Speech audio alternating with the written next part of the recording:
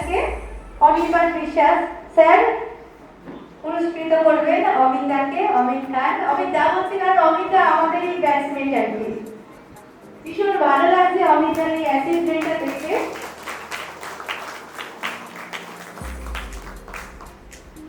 দাদাকে তো আমি প্রথমেই বললাম, স্যার যখন কোশ্চেন করেছিলাম আমি ফাইন্যান্সিয়াল লাইনে রয়েছি। আমি নিজের ডেজিগনেশন বলতে আমি বলে আমি ফাইন্যান্সিয়াল প্ল্যানার এবং ট্যাক্স কনসালটেন্ট।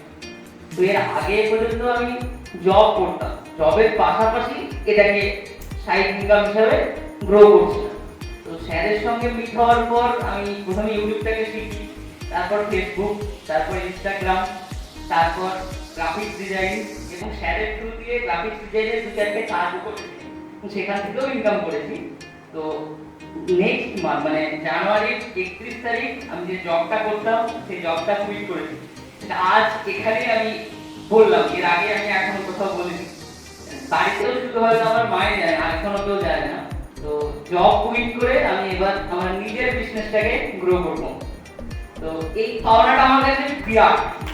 মানে এই সাহসটা আমি বহুত দিন থেকে ভাবছি মনে মনে, কোনোদিন করতে পারিনি।